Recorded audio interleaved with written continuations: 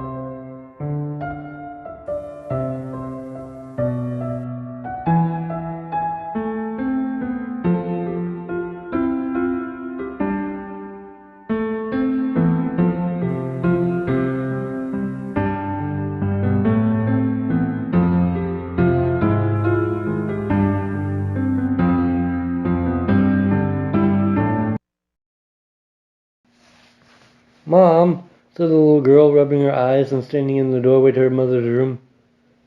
Mom, the Easter Bunny is eating my candy, she said. Nonsense, baby. The woman replied, the Easter Bunny gives out candy. He doesn't eat it.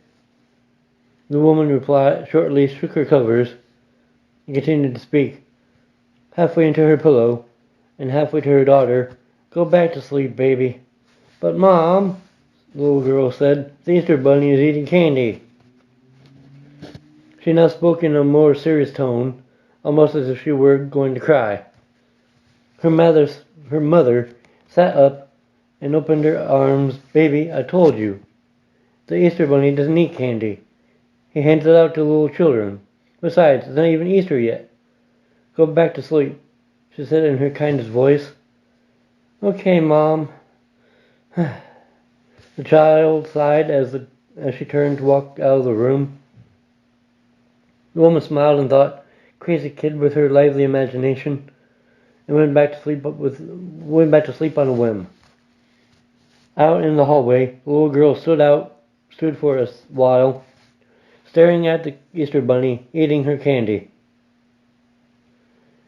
Then she then sighed. Mommy said I should go back to bed. The Easter Bunny smiled. Good idea, child. Turn around and don't look back. He flicked a shiny metal pendant at the child. She picked it up and cried as she saw what it was. A dog tag inscribed candy.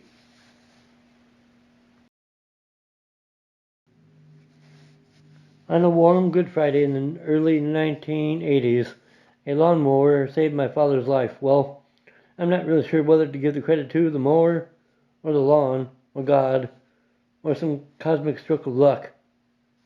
My uncle, Dad's brother, Ralph, his sons Gary and Alan, had stopped by the house to ask my dad if he wanted to ride with them as they hauled a trailer to a nearby town.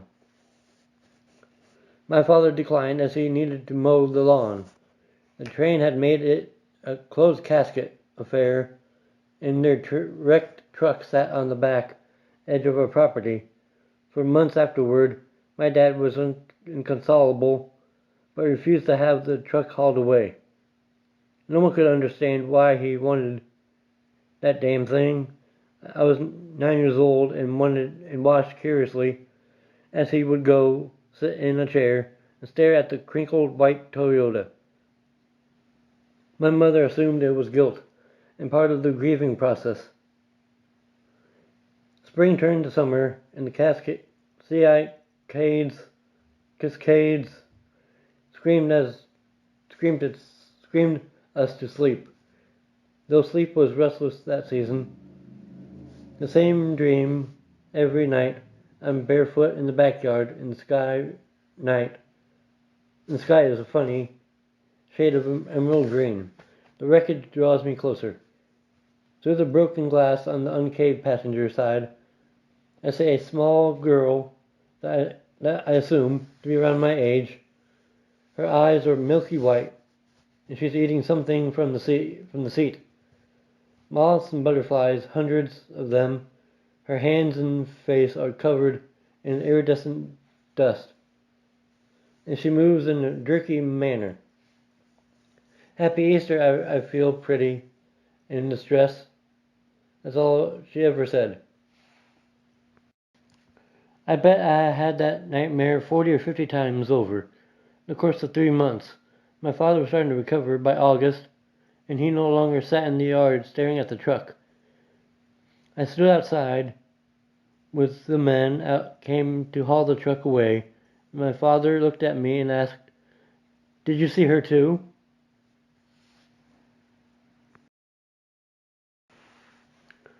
It used to be my favorite holiday.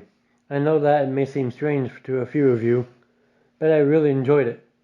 The painting of Easter eggs, spending the better part of the day searching for them, and at the end of the day, getting on an Easter basket filled with candies, chocolates, and other goodies.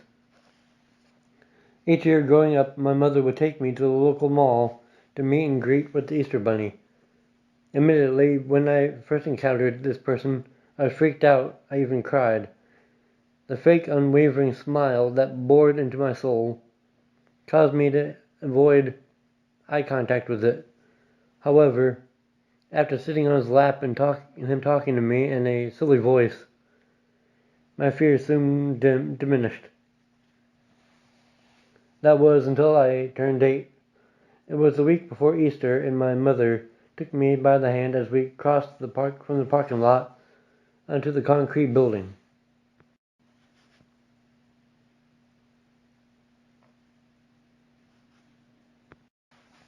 The line was rather short this year round, but that wasn't at all that was different. The costume seemed a tad plain this year. Yes, I knew it was a costumed person, though I still believed the Easter Bunny delivered all the eggs. The vest he was wearing lacked the eye-popping yellows and pinks and blues. The mask, which normally expressed happiness or laughter, was now absent of emotion. My mother picked me up and placed me on his lap. I rapidly shook my head no, but that went unnoticed. My mother took a few steps away from me to snap a quick photo. I could feel the man's hot breath on the nape of my neck, his labored breathing resonating through my ears. I tried to lean away from him. However, when I tried, I felt his grip on me become tighter. Just as my mother finished taking the final photo, I heard him whisper something that has haunted me for years. "I am real." I could feel the blood from my face drain as my mother picked me up and she walked me towards the exit. I looked back over my shoulder as I was walking to the doors. It may have just been the distance, but I could have sworn I saw that bunny wink at me. I felt a chill root me in place before my mom took me by the hand and we were heading home. On the drive home, I asked my mother if the Easter Bunny was actually real. I watched a sly smirk creep upon her face as she looked at me and whispered, "Well, of course he is, sweetie." I really don't know what possessed me to ask. What does he do? I mean, I knew what he did. I knew what he hid. I knew that he hid eggs. I was trying to figure out what he would want with me. She simply replied with, "While you're sleeping, he comes around and hides Easter eggs for you to find."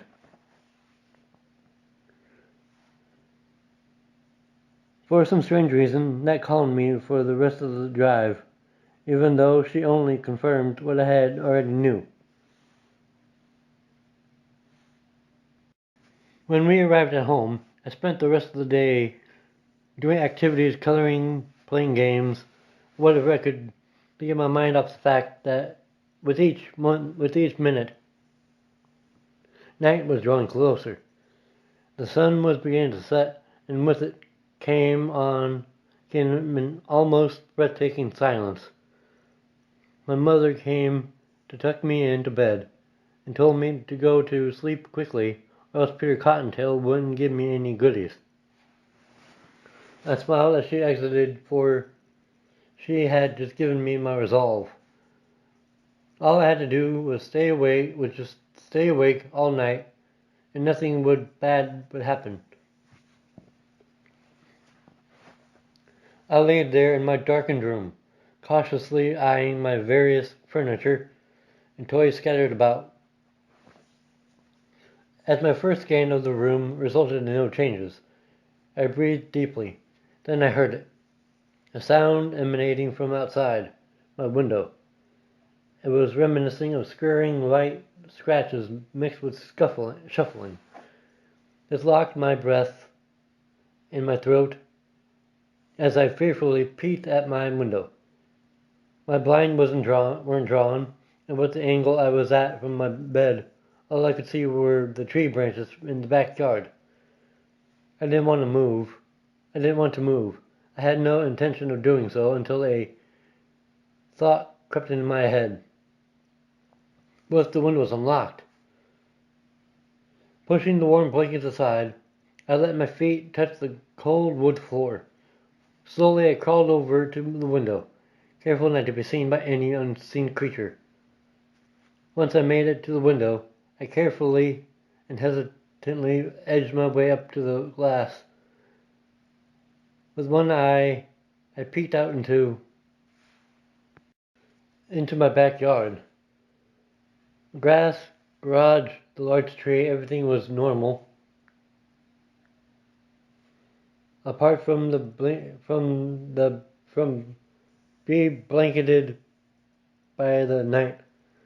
Just when I was about to turn away, I saw it, peeking out from behind the tree, its ears almost mimicking branches themselves. I saw the Easter Bunny.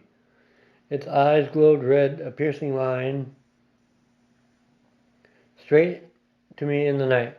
I would have screamed if my throat wasn't dry and paralyzed, dropped to the floor, paralyzed. Instead, I just dropped to the floor. My heart was beating so rapidly, it started causing me pain in my chest. I knew I had to crawl towards the door to escape, so I rushed over on all fours, realizing I had to stand up to reach the doorknob completely. When I did, I turned towards the window once more. The creature was face to face with the glass, its red eyes aglow, fixated upon me. Its breath coated the glass as I could make out a mouth full of razor-sharp teeth. Feeling moisture return in my mouth, I screamed with all my might, calling for my mother. I ran into the hallway and broke out into tears. My mother quickly rushed to comfort me. She allowed me to sleep in her bed for the rest of the night. The next day I didn't even want to go outside, let alone search for Easter eggs. After my mom pretty much forced me out of the door, I found a couple near the patio, begging my mom to let me back in. she said. You didn't even check the yard. Go on. I swallowed my fear as I slowly paced out towards the tree. Leaning up against the trunk was a brightly colored egg with a very intricate design. Picking it up, I realized it was plastic. Opening with shaking hands, I found a small piece of paper. Scrawled upon the paper in jagged writing, Happy Easter! Can't wait to see you again next year, the Easter Bunny. Hey there guys, it's me, Red Crimson. Just want to say once again, thanks again for all your love and support. I could have done it without you guys. And once I reach 250 subscribers, I'll be doing a subscriber special where I'll be reading a special story, and it'll be a surprise. So if you like this video, click the like button and subscribe, and share my videos with friends and family. And stay with the Crimson Ride.